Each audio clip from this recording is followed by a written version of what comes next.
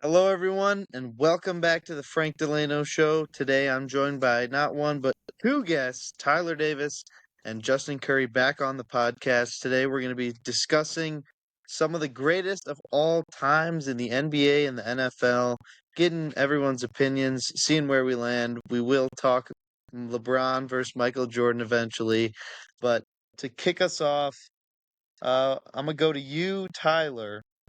And can you give me the greatest scorer of all time in the NBA? Oh, I mean, the greatest scorer of all time has to be LeBron James because he has the most points in the NBA, and he's 40 years old now. He's still doing it. Just elite scorer. He can shoot the three now. I feel like he's got a good shot. Um, One of the best finishers of all time. Um, yeah, he's got to be the best scorer. I would agree. I would agree. I also would. I think that Allen Iverson in his day was just a bucket. If you're just talking about straight scorers, you got to be talking about AI. You also got to be talking about Kobe if you want to just talk about pure scoring, doing nothing else. I also think kind of not of all time, but maybe coming up right now for the future, LaMelo Ball could possibly be because that's pretty much all his game is just scoring. Um, but yeah, I would have to give the nod to AI and Kobe if you want to just talk about pure scoring. What are your thoughts, Justin? I think it's kind of crazy you guys left off Kevin Durant. I feel like his versatility with his frame, 6'10", everyone knows he's 7 foot at least. I mean, what he's done in his career with all his scoring titles, his elite ability to get a shot up over any defender, his finishing ability, I think I'd have to give him that title of one of the best scorers of all time.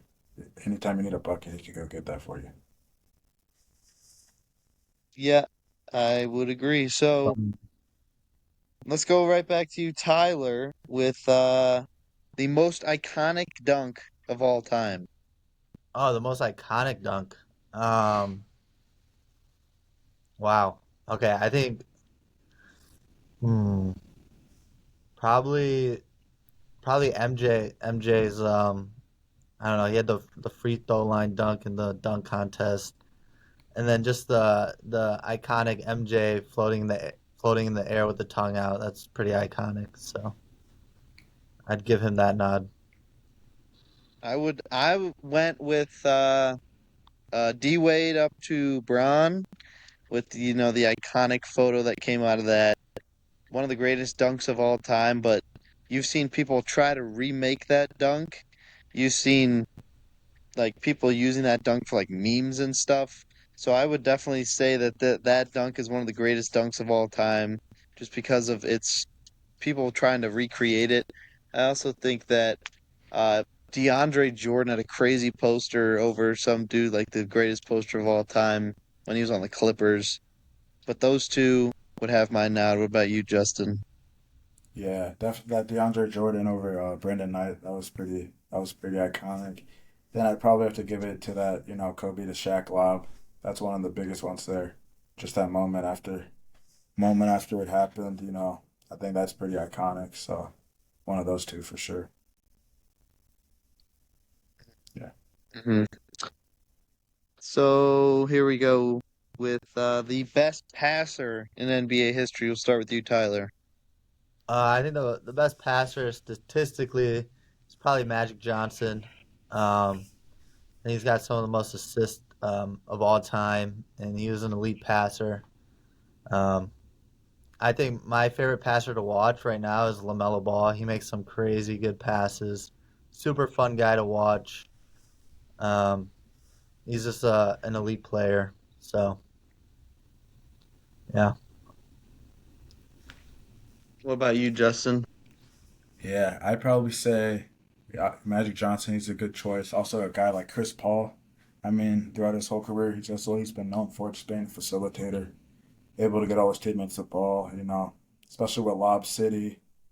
Even like, they brought him over there to San Antonio to help Wemby out with that. So I definitely go with a guy like Chris Paul. Yeah, you gotta agree, Chris Paul. So when you're thinking about passing, you think about John Stockton, uh, one of the greatest facilitators of the game, leading that Jazz team. Wasn't the most prolific scorer, but when you needed a bucket and you needed an assist, most of the time it was coming from Stockton. I don't know where he is on all-time assists, but he's got to be up there. When you got a guy like Karl Malone, you got to be able to feed him, and having that prolific of a passer that propelled them to greatness, although couldn't beat Michael Jordan at the end of the day. Which leads us into our next category. I think we're just going to go straight into it. Tyler, who do you think is the greatest basketball player of all time? LeBron James is the greatest basketball player of all time, hands down, no question. Best offensive and defensive player of all time. No one will ever be better than him. Okay, okay. What about you, Justin? What do you think? Yeah, I just feel like the LeBron and MJ debate is so overused because and I think it's the same thing for all sports. When we're just talking about straight rings, I don't think that affects a player that much. I would say we could argue if we put LeBron on that Bulls team, who knows? He might have more than 6 rings. LeBron still has four, and he's playing in an arguably better era, which still don't like to compare eras to this day. And I mean, he's just the best all around player. His athleticism, his defensive ability, his offensive ability, his playmaking, like he has everything. And when you look at Jordan's game, he was a shooting guard. You know, he's a prolific scorer. He has some defending abilities, but when you look at the overall, who's the best, it's LeBron James. Yeah, I disagree, boys. I think it's Michael Jordan. I mean, you want to say he has some defense? You mean nine-time all defense? He won Defensive Player of the Year and MVP in the same year. One of the only people to ever do that. I mean, you're talking undefeated in the finals. We've all heard that stuff. But like, name an award that he hasn't gotten other than like the sportsmanship award. He's like, he was consistently the best player. There's so much more aura. Like you don't trash talk Michael Jordan, but you see people trash talking LeBron James all the time. Like you see as recently as like Dylan Brooks 2 years ago, and Bron's been in the league for like 20 years. People learned right away that if you trash talk Michael Jordan, you're gonna get cooked. I just think that you want to talk about teammates. Yeah, do you know how all of these teammates that LeBron has had between like Wade and Bosch, and when you really look at it, Michael Jordan only had Scottie Pippen, and Scottie Pippen was Yeah, not him. Dennis Rodman was literally nothing. He just got rebounds. I mean, he didn't put up. the players of all time. I know, but when want to talk about like all around players with Wade and with Ray Allen putting up the points that he did, the numbers that he did with the Heat, I just think that Michael Jordan had so much more to do with the Bulls rings than uh, LeBron has done in the finals runs that he's even made. And what? How many finals has he lost? And A lot I more think than. that's just a comparison of eras. I It's don't not a see comparison of eras not because because arguably the 90s was so much harder because of the aggression and the foul calling. You could hand check, you could do all that stuff, and now it's just soft. The era that LeBron was winning in was soft ass defense. Hey, Let's be honest. what was Jordan doing at 40 years old? Not windmilling on That dudes. doesn't mean anything. He's not winning. When did LeBron 2020 in the bubble? That was his most recent championship. LeBron, sure he's scoring, but he's more of a nuisance to his team right now. He's got like negative plus minus right now because he's a liability defensively at this age. No, they're still I winning mean, you want games, and they're in the playoffs consistently every year, and every year they're a contender because of LeBron, and he's 40 years but old. the thing is they're not going anywhere. Like they've been I feel like they've been first round exits every year at this point. No one is scared of seeing the Lakers in the playoffs, I'll tell you that much. Especially now with Luca and literally no defense. Let's Let's talk see. about It that. What do you guys think of this Luka Doncic trade? was I'll start with awful. you, Tyler. Yeah, it was awful. I don't know what the Mavs are doing, trading a generational talent like Luca, possibly a top 5 player in the NBA. I don't think anyone has. I don't think a NBA team has won a NBA Finals without a top 5 player that season since like the 2007 like Pistons. So I mean, you just need like you need those top guys. And he's 25 years old, and you just trade him for a 31-year-old veteran. And I mean, Anthony Davis is a great player, one of the best of all time. I mean, not best of all time, but really well, like great player. He has the accolades and but to trade your generational talent that you can build your entire franchise around, I don't understand it. What do you think, Justin? Yeah, like Nico Harrison is an idiot. And I don't understand how this guy still has a job. You have a 25-year-old who's arguably the best player in the NBA. You you were literally 2, 3 games away from winning an NBA championship last year, and you sell it out because of his conditioning issues, which frankly have never affected the Mavericks or Luka Doncic's ability. He he could have you saw in the that championship against the Warriors in that series. He was drinking beers before games, still dropping 40 points. Like Luka Doncic's conditioning has never been a problem. And if that was such a problem, why haven't they addressed it before? He's been there, what, 7 years now? So I don't understand how you can blame that on that. And then you're going to trade for a guy like Anthony Davis, who, at the top of his game when he's healthy, probably the best center in the NBA. But when is he ever healthy? That's the whole issue here. He's a 31-year-old. He's regressing. Like, I don't understand what went through Dallas's mind when they made this trade at all. See, I'm going to play devil's advocate again because I think that the Mavs have instantly become one of the best defensive teams in the NBA. I think what Harrison is taking a stance and saying that defense wins championships, and Luka's defense has become a liability for this Mavs team. And there have already been talks on the table that they're going to try to go get Vucevic from the Bulls. They got Caleb Martin from the Sixers today. They're trying to build a defensive team. They're trying to build around Anthony Davis, which I mean, yeah, when he's on a team with LeBron, and he's better. He's been better than LeBron this year. I think we can all agree on that. He's played a lot better than LeBron James has had when they're both healthy and they're both on the court. Anthony Davis has been the better player. And I agree. It seems unfathomable, but I also think that yeah, he Luca took him to the championship last year, but he also kind of somewhat caused them the championship as well because of his defense and because the way he was just yelling at the officials and he like his head was not in the game in the finals last year. He got flustered and he wasn't getting calls and all of a sudden he just kind of started crying foul. They would And have been first round exits without Luca though.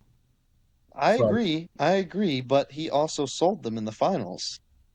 yeah, but he got them there, and then it's like you also got to think about the future. I mean, you have Anthony Davis for maybe what 3 good more years, and you traded away a 25-year-old who's probably like top 5 player in the league. Um, I just I don't At get it. least Like like the shop him around. I don't understand the thought process of we're just gonna call the Lakers. We want Anthony Davis and that's it. I think that Max yeah, you could Christie have is got also so gonna be a much. great addition, but could have got way more value for a 25-year-old I superstar. no, I 100% agree. I think that the maybe some of the logic is justifiable, but they didn't get enough picks. They didn't when you got Mikal Bridges getting traded for 5 first round picks and you only get 1 first round pick in return for your superstar. It doesn't make sense. I kind of understand the gist of the trade, and their team got significantly better defensively, and you get Max Christie, who's a young guy with a lot of upside, but I don't think they got enough. I also want to talk about how maybe Utah I mean, Jalen Hood Schifino, the guy that they got from the Lakers, he's like 20 years old. He put up great numbers at Indiana. He really didn't have any place to play in that Lakers system. He's going to have an opportunity to flourish in Utah. And we could be in 5 years talking about how, yeah, that Luka Doncic, Anthony Davis trade, Jalen Hood Schifino was the real star of that trade. but that's kind of making an insane prediction. But I think that the Jazz might have gotten away with something there. But I kind of want to talk more about we're recording this on February 4th, but are there any moves that you guys want to see made before the deadline? I know they're talking Kevin Durant Yeah. maybe getting moved, um, Vucevic getting moved. The Bulls are kind of selling right now, starting their rebuild. I'll start with you, Tyler. Who do you think should make what moves? I think the Lakers should go try to get Vooch. They should. I think the Lakers definitely need a big. Yeah, I Hmm. think the Bulls should trade Vooch. They should just sell everything they can. Sell Kobe White if you can too. Even just go total rebuild. I agree. I agree. You got Sabulis, Matas, Zabulis, very a lot of upside, young guy. I think they need to sell. I don't know if they sell Lonzo because of just the contract stipulations that he's got going on, but I think they need to sell. They brought in Giddy last year, young guy, build around him, build around Matas. But I think for the Suns, I think you sell. I think you sell everybody. I think it's clearly not worked. You brought Durant in to be a guy to play with Booker. It just hasn't worked at all. At all. You need to sell. You need to get what you can for Durant before he becomes kind of a washed up old guy. And a team like Houston or a team like the Warriors who are extremely aggressive right now, you could probably get some good value for Kevin Durant at this point because the Warriors have basically come out and said we're interested in anybody and everybody at this point. So just throw them a deal. They're more than likely going to say yes because they're so desperate at this point. I know they're talking about like Yusuf Nurkic for like Valanciunas trades. I don't get that. Valanciunas is old. I think the Suns need to sell, get young, and just kind of enter a rebuild because they made the finals the other year with like Aiton and those guys, and they didn't. I mean, they didn't Or really put up too 2020, much of a fight. 21. It was 21 and they lost to the Bucks, right? Yeah. Or was that 22? Yeah, they lost to Milwaukee. Yeah. Well, what do you think, Justin? Yeah. Honestly, I just want to see Jimmy Butler get traded. Like, I mean, Pat Riley, like we know who he is. I mean, he's one of those stubborn guys. He's one of those guys who thinks, "Oh, you're not bigger than the team." But like Jimmy Butler, he's been stuck in Miami for how long now? I think a team like the Nuggets would be pretty beneficial for him. Ship him off to a contender. I think he needs somewhere to be where he's not that first option anymore because in Miami, that's always been that first option. He's had to play 48 minutes consistently. He's had to play like in that bubble in that series. He was exhausted. Like I think Jimmy Butler needs to get shipped off somewhere where he could be that second or third option and actually make a spark with his defense and his offensive ability. I would agree. There was some news that came out today that he's actually rejected a few trades that have been on the table for him to go to contending teams. He's turned down because he doesn't want to go there. And I think it's really interesting because we know earlier he had like dyed his hair and it was like orange and we were like, "Oh my goodness, he's going to get traded to the Suns."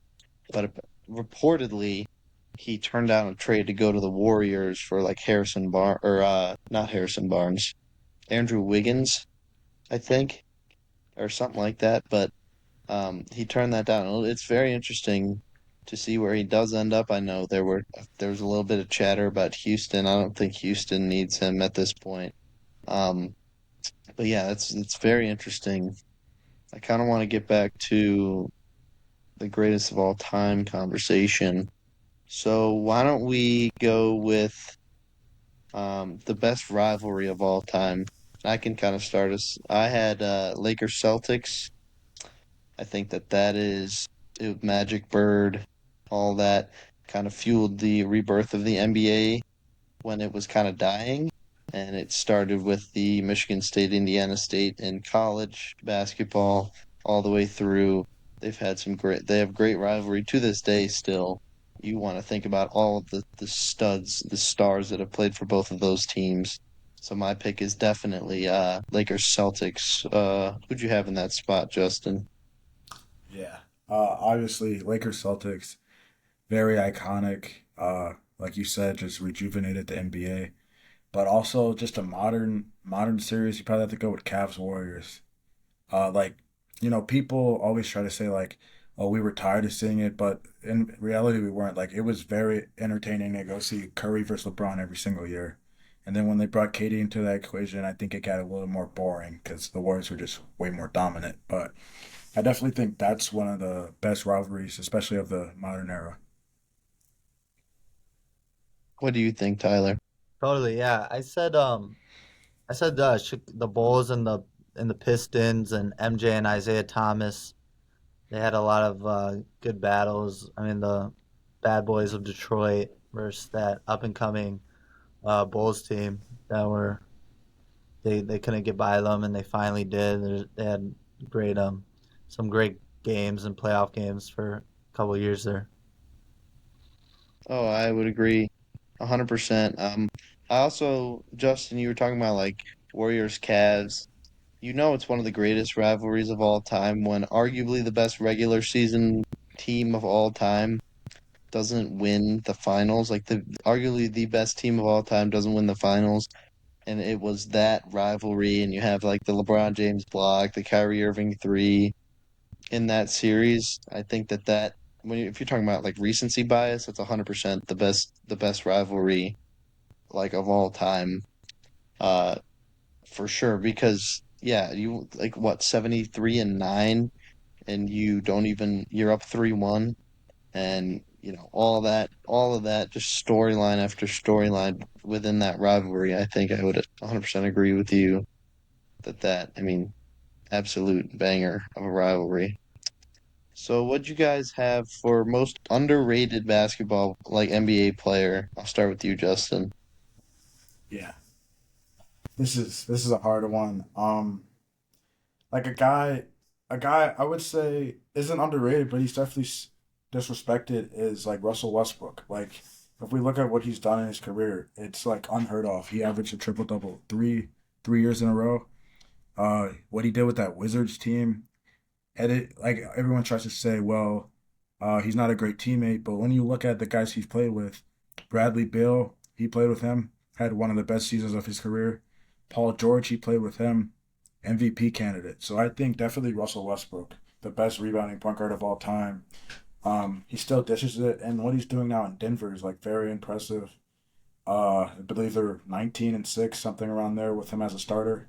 So he's definitely a guy who's underrated and definitely a guy who overhated, and I still don't understand it. What about you, Tyler? Yeah, well, Justin just took mine. Russell Westbrook's my favorite player of all time. I am a Thunder fan, and it's just it. I mean, he averaged a triple double for 3 straight years. He had one of the most dominant years of all time, I think, when he won his MVP. And I mean, I moved out to LA, and while Westbrook was on the Lakers, and his name was just dragged through the mud constantly. They when he was on the Clippers too, nobody liked him. It was sad to see that the disrespect that he got because he is such an elite talent, and he's very disrespected and underrated. I would have to agree. I also think I don't know how underrated he is, but I think Chris Paul has doesn't get enough love as he should because when you look at the I think kind of from a talent aspect, playing like 20 years as like a 6 foot dude in the NBA is like incredibly difficult because it's not like these guys who can just thrive off what like their height or whatever. He's 6 foot playing with now he's like playing with Wemby, who's 7'4" and can shoot. And like you got these players in the league, these big men who can shoot, and the game has changed so much since he's come into the league. I also think he's extremely underrated, like as a teammate, as a mentor, because when you think about who all he's played with like Shea, he played with. I mean, he's played with insanely guys who were young and have turned into great players. And I think a lot of that has to do with Chris Paul and his ability to mentor guys. So, I mean, you want to look out because now we're going to see De'Aaron Fox with him. So he could really take strides. But I really think Chris Paul, in his prime, like when he was good, like you want to talk about like Houston. When he was in Houston, he was like he was a legitimate second guy to James Harden. Like, and at those times, that was an elite duo in the NBA, like one of the best in the NBA when they were both producing. So I think most definitely he's my pick. What do you guys think of Chris Paul? Like, how do you think he'll go down? And do you think he'll be like a legend, a superstar, or like just a dude?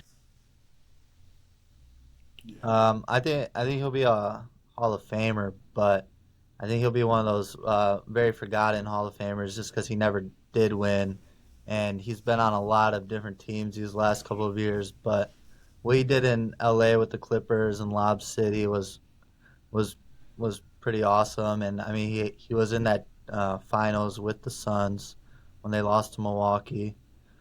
But I do agree with Chris Paul and his mentorship. I mean, we're already seeing it in San Antonio with Stephen Castle. I mean, he's having a great year, and Chris Paul has been there mentoring him. So I totally agree with Hmm. you. Yeah. Yeah. I mean, the reality of it is, I mean, when it comes down to it, you look at his playoff career and he just hasn't got it done. Like that year in Houston where they missed all those threes against the Warriors in that game seven, that's gonna affect his legacy. And then they were up 2-0 against Milwaukee, had them on the ropes, and they let Giannis and Chris Middleton come down and beat him. So I think those two series are definitely gonna affect his legacy. So I don't see him being talked as one of the all-time greats, but I definitely see him as that Hall of Famer. Yeah. Yeah. That's fair. What do you guys have as like let's find one here. Like the biggest what if in NBA history. And me personally, I think the biggest what if is kind of going on right now. What if the Clippers didn't trade Shea?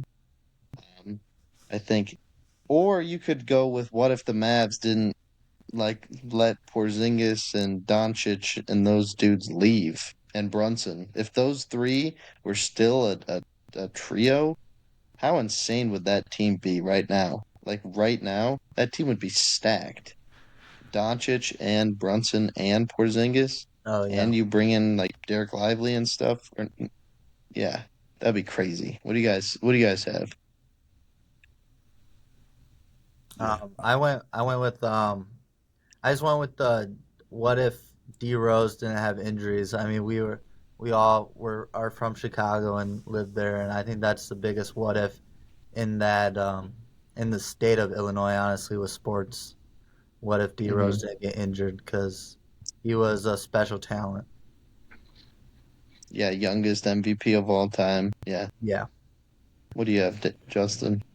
Yeah, I mean, I think that's pretty much the clear one. I mean, you look at it, he was taking the Heat to 6 games, LeBron, all those guys consistently. And I think I would like that's the biggest what if he was the youngest MVP in NBA history. And then he was just never the same after that. He just kept getting re-injured, never really got back to that level of that game. And then also I just think what could have been with that with that Thunder franchise when they had Harden, KD, and Westbrook. They gave up on it after a year, didn't want to pay Harden all that money. So after that finals, they gave up on it. So I definitely think those are my two biggest ones because that OKC team probably would still be winning championships right now if it wasn't for those conflicting issues.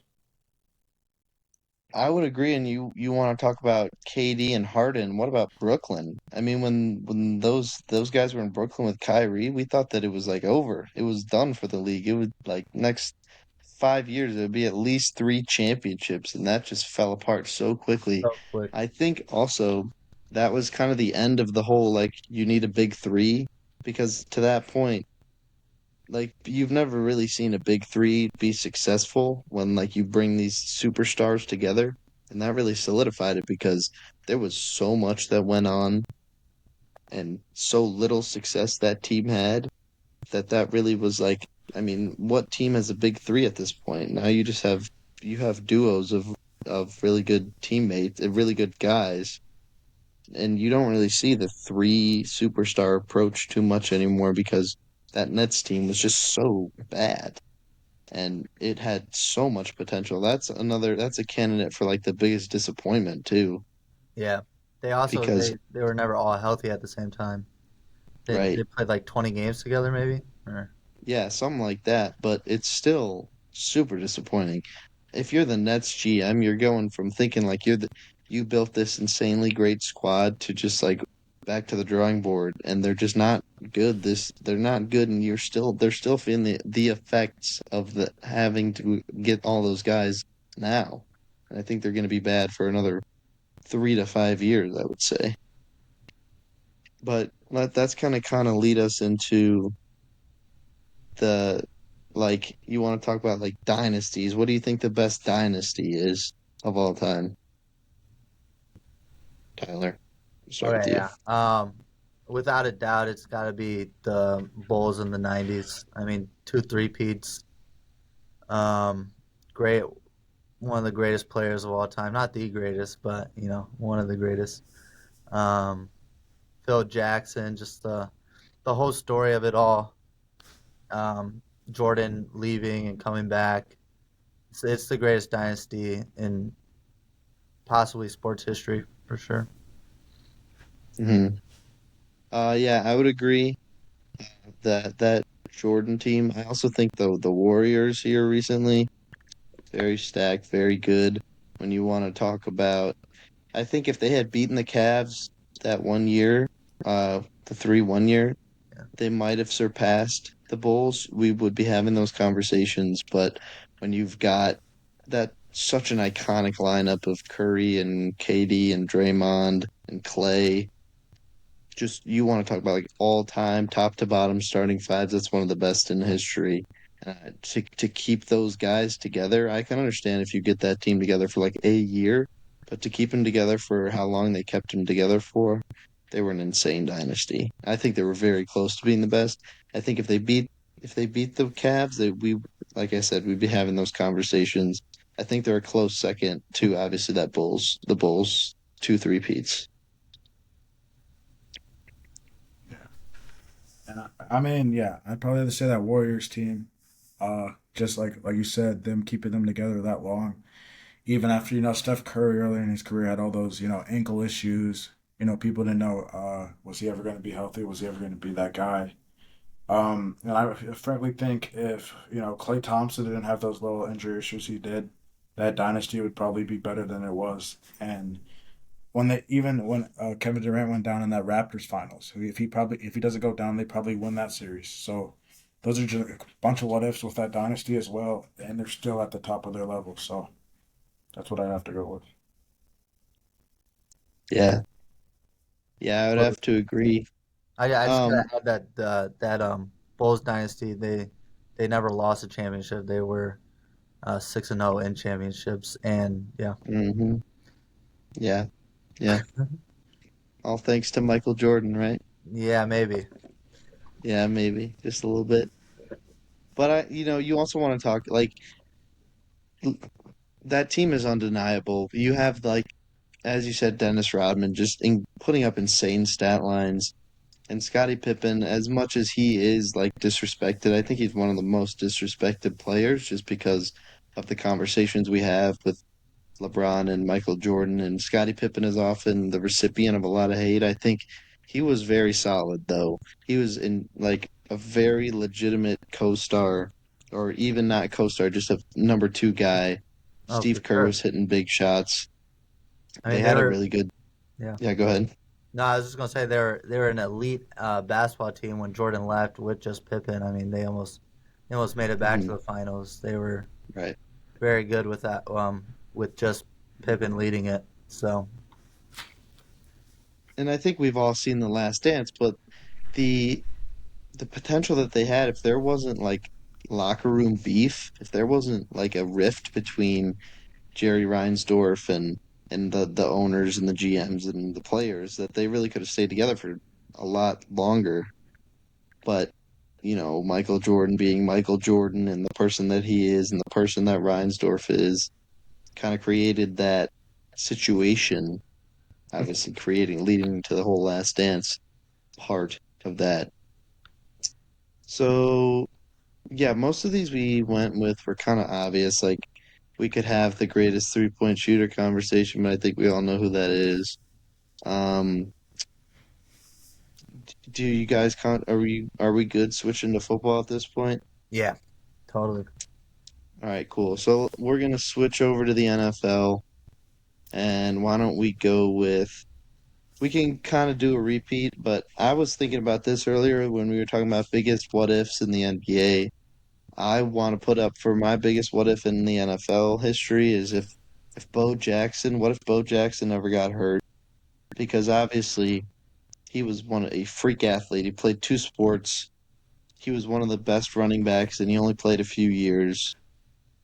And he got hurt, and I saw a thing where he walked off the field with that knee injury or whatever lower extremity injury he had, and it was his last time ever playing. Like he got the injury and then he just never played again. We've seen guys like D Rose get hurt and then they play again and they're just not at the same level, but he just never put on the shoulder pads again. So that's my pick for biggest what if. What about you, Tyler? Uh, my biggest what if is mine was if Drew Bledsoe didn't get hurt, does Brady become the greatest quarterback of all time? Hmm. Um, does he play at all in his first 2 3 years in the NFL, and does he become such Right. a legendary player? So Hmm. Drew Bledsoe injury in 2001, I think it was, and I also had as a big Redskins fan. What if Sean Taylor didn't get hurt? I think Sean Taylor would have been the greatest safety of all time. Not hurt. What if he didn't get killed? I said Right. Yeah, hurt. yeah, yeah. Yeah. He didn't get killed. No, yeah, that was so tragic. What'd you have, Curry? Yeah. I mean, the NFL, it's a tough one. Like, because football is one of those sports, it's just like, if this one thing went differently, they would have had it all. And I think, like, a big one for me personally is Andrew Luck. Like, he probably would be one of the best quarterbacks in the NFL still right now. He never really had a bad season. He was very consistent. And I think if he didn't retire, he would be a top five quarterback right now. And the Colts might be a winning franchise once again. But that's what I'd have to get. And then also, would this GOAT debate be different if Aaron Rodgers was more successful in the playoffs? I think that's a big story that people will really never let him reach that GOAT conversation next to Brady just because of that lack of success in the playoffs. I would agree 100%. We'll get to that GOAT discussion in a little bit and we can include him in that. But when I was writing that down, I was like, do I even put Aaron Rodgers up there? And I think as a talent, as a player, he is one of the greatest players, like talent wise, skill wise. But again, he never really had that success in the playoffs. Reaching multiple NFC championship games in a row, never really being able to clear the hump. One Super Bowl, yeah, but if you're going to be in those GOAT conversations, you need to have at least three. In my opinion, you need to have at least three championships. Because, yeah, you can get one and you can get two, but once you get three, I think you're undeniable at that point as a quarterback. And because you don't really see these like game manager type guys getting more than two rings. But yeah, I also think that yeah, like I said, as a player, he's one of the greatest, but that's a great what if they had better success. But I also think some of it has to do with his level of play in the playoffs. It just didn't really reflect the way he played in the regular season. You could have the conversation, is he a clutch player or not? But yeah, why don't we just go with the greatest player of all time in football? Who'd you have, Tyler? It's Tom Brady right now, without a doubt. Tom Brady. Um, 7 Super Bowls, six with Patriots. That Mm. dynasty. I mean, he dominated the 2000s of football, and then he went to Tampa and he won another one. He beat arguably the second best quarterback of all time, in Patrick Mahomes. I mean, Patrick Mahomes is about a three-peat this weekend, so it's yeah, it's crazy. So I got Brady up there as my number one by far. What do you have? Who do you have, Justin? Yeah. My whole thing, like, obviously, I guess you have to give it to Brady just because of the rings. But like in terms of just pure talent, ability at quarterback, he'd be right at my top five, I would say. And Mahomes, like, if he wins another ring, I don't see how people can say Tom Brady's better. Like, Mahomes has really never had a bad year ever since he took over for Alex Smith. He's either been in the AFC Championship or been in the Super Bowl. So I don't see how we could sit here and say this debate's not closing because if Mahomes wins this one and then wins another one, the whole debate's over. He's the GOAT because My what yeah, he's doing consistently is insane. my only argument Yeah, to that would be that Brady did beat him in the AFC Championship in New England, and he beat him in the Super Bowl when he was at Tampa. So he's 2-0. Brady's 2-0 against Mahomes, but I definitely think Mahomes is very close. I also think that I agree Mahomes is very close. I think if he gets 1 to 2 more championships, it might be wraps. But like you said, Tyler, he beat him, but he was also really old when he beat him. So you're talking about like, yeah, as we were having a conversation earlier, look at what LeBron James is doing at 40 compared to Michael Jordan. I think time will tell, right? If that's a valid point, then we have to wait to see how Mahomes' career plays out. And you have to think Tom Brady won 7 rings, and Mahomes is going for his fourth, right? Fourth. But he's still got a long way to go. I think he needs to clear 7. I think he needs to have more rings to be better than Brady. Because, and I mean, also you can make the argument that Mahomes hasn't had the help that Brady has, but Brady was out here winning rings with a 38-year-old Rob Gronkowski on the Buccaneers when he was like 40 himself. I think that that's undeniably like the GOAT. You don't even need to be young to be beating these up and coming quarterbacks.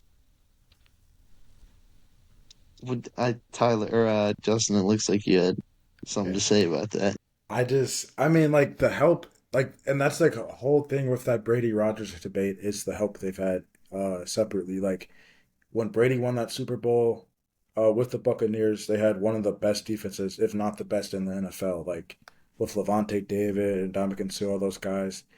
Like Brady's always had a great defense, and I think, and you can look at that playoff run. He wasn't the reason.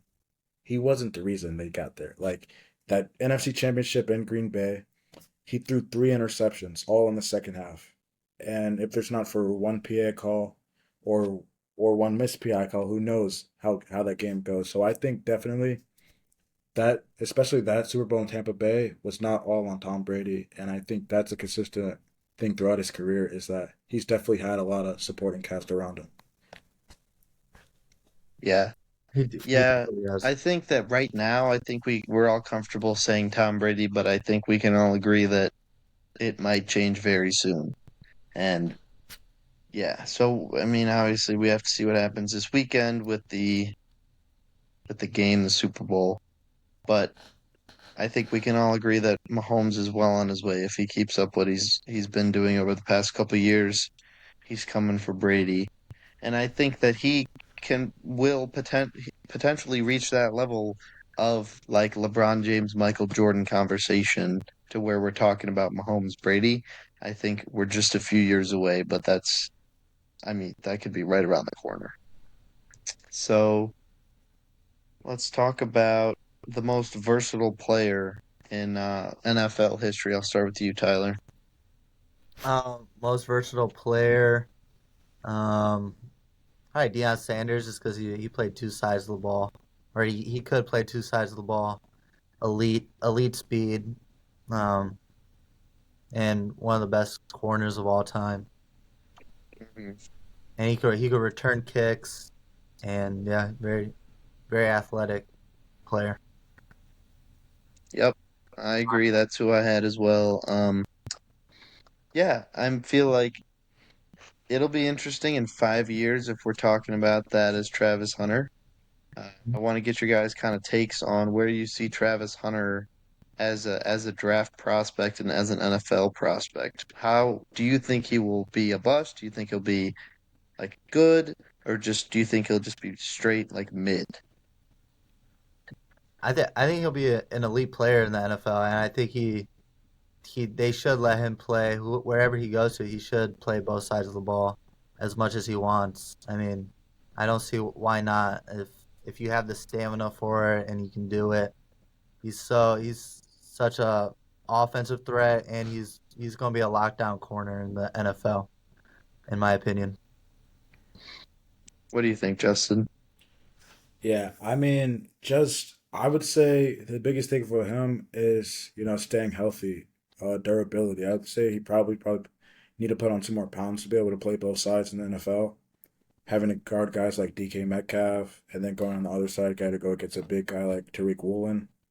But I think people underrate his ability as a receiver a lot. Like him in the open space is one of the hardest guys in the nation to tackle, to bring down. So I think he could definitely bring a spark to a team, get him the ball one or two, three times on a drive, get him out there on defense. He could make a big impact on a team. I think he'll be a star in the NFL year one. He it, he also has elite body control and hands. I mean, I think he could just be such a red zone threat as well. So I mean, you got to put him in red zone packages if you do use him as your defensive back. Getting because usually your number one defensive back doesn't get off the field on defense. So I could see them early on using him a lot at defensive back, and then just putting him in some like red zone packages once in a while, and just. But I think he needs to get the ball in his hands on offensive as well. On offense as well. So I also want to ask you guys, where do you think he'll go in the draft? Because I know his odds of going number one have increased significantly over the past couple weeks to a month. So I'll go to you first, Justin. Where do you think he'll go? Like, who do you think needs him, and who do you think values him at this point in the draft? Yeah, I mean, like we see, was it Tennessee saying they want a generational talent. And I think there's no way we could look at this draft class and say he's not that guy. Like you're looking at a Shadur Sanders or a Cam Ward. They have their issues at the end of the day. Neither of those two are a generational talent when we're talking about quarterback. I think he's going to end up going to Tennessee. Um, and then like quarterback wise, if I'm them, I'd probably try to get a guy like Justin Fields. Like he has a lot of upside. And I think having a guy like Travis Hunter there would definitely make things easier. Their receiving core is hasn't been great since AJ Brown. Have Calvin Ridley, but like he hasn't been good since Atlanta. So I definitely think Hunter would help them on both sides of the Hmm. ball, though. Yeah, what do you think, Tyler? Yeah, I'd like to see Travis go one. I think he'll go either one or two. To it is Tennessee picking at one, isn't it? And Yeah. yeah, so Tennessee or Cleveland. Um, I mean, yeah, he can be that generational talent, and I think he will be that generational talent. It'll be interesting though because I think that the top teams in the draft need a QB so badly that they're going to have to decide, do I want a quarterback? Might not be as much of an upside at the position, but we need the position so badly. A wide receiver corner is not going to do a lot for us at this point in our rebuild. They're going to have to make that decision. Whether that's the right decision or wrong decision, time will tell. But that needs to be like the Titans. When you look at it, Levis is a bust. They traded away Malik Willis, who now, I mean, he's put up great numbers as the backup for Green Bay. And who does Cleveland have number two? They also need a quarterback. I could see him falling to New England. New England has three, I'm pretty sure, right? But if he falls to New England is going to be good again because you got Drake May, incredible. I mean, didn't put up wins his rookie season, but definitely showed the part. And then you bring in Travis Hunter, that team could be scary. So I'm just thinking, do you take best available or do you take team need? and that will be a very interesting. I think that we've had the years where the number one overall pick has been clear, like Caleb Williams, and I mean, not so clear anymore, obviously, but on draft night, it was very obvious who they were going to be taking. I think this is not one of those years. I think it'll be very interesting to see who actually goes at number one, and I'm looking Yeah, forward to I it for sure. I view yeah, it as and a yeah, pretty weak quarterback class. I mean, if I'm Tennessee or Cleveland, I would take them and then try to pick up like a Justin Fields, like Justin said earlier, or like a Sam Darnold, Daniel Jones. I don't know. There's a couple quarterbacks out there that can maybe win you a couple games and wait for next year to get that quarterback. Or yeah, Mhm. I don't see how you can pass up on Travis. yeah. I'm just not, especially with a guy like Jackson Dart, like being in that draft, potentially being a mid or late round pick. I'd probably hold off on quarterback, see if I could get a guy like him, and then just like TD said, next year the quarterback class is going to be stacked. You have guys like Cade Klubnik, just guys who can make a bigger impact on your team than a guy like Shadur Sanders or Cam Ward. So it'll be interesting to see what they do with that pick for sure. Mhm. I would agree. So that kind of wraps it up, but I want to get your guys's. So we'll do one NBA and one NFL, but I want your 10-year like bold prediction. What is your bold prediction for what's going to happen in the next 10 years? We'll start with NBA and we'll start with Tyler for that. NBA. The Thunder will be the Thunder are the next dynasty. They're up. They're gonna win 3 championships in the next 10 years. All right, all right. I am going to go with Amen Thompson is going to develop a jump shot and he's going to win 3 MVPs in the next 10 years. What do you think? What's yours, Justin? Yeah, honestly, in these next 10 years, I think the Celtics are going to establish themselves as the next dynasty. If they're able to keep Tatum and Brown together, uh, they're going to be special. Like we've seen it tonight. They're playing Cleveland. They're giving them the business. One of the best teams in the NBA. Like Boston is that team. They won the finals last year, and I don't see anyone getting in their way anytime soon. Mhm. Yeah. All right, so let's shift to NFL. We'll go right back to Tyler. What do you got? Obviously, in the next 10 years, Jaden Daniels will be a top 5 quarterback of all time. He'll be better than Lamar. He'll win a couple Super Bowls, and Caleb Williams will be out of the league. Out of the league is crazy. Um, as a Packers fan, I love that. Yeah, I think Caleb Williams is a bum. But yeah, so my prediction, I don't want to do a Packers prediction. So I'm just gonna say that we kind of talked about it earlier. Patrick Mahomes is gonna win 2 to 3 more MVPs and 2 to 3 more Super Bowls, and the Chiefs will uh be in conversation for like one of the best teams. I think they might like jump into the front of Super Bowl championships in history. We got Justin. Yeah, well, I will do a Packers prediction.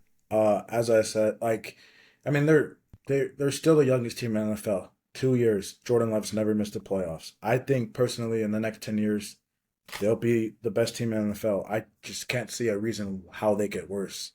They're only getting younger by the year. Love is a top 10 QB, keeps developing his game, battled through injuries all season. Their defense is very young. Have a rising star, Quay Walker, Edwin Cooper. If they could get some help on the defensive line, whether it's in the draft or with a guy like Max Crosby or Miles Garrett, there's nothing stopping Green Bay from being the best team in the NFL for the next 10 years. I There's mean, I would one. agree. I didn't want to be a homer, but I Right. 100% agree with everything that Justin just said. I'm sorry, but there's one thing stopping them, and there's a guy in Washington. His name's JD5, the kid.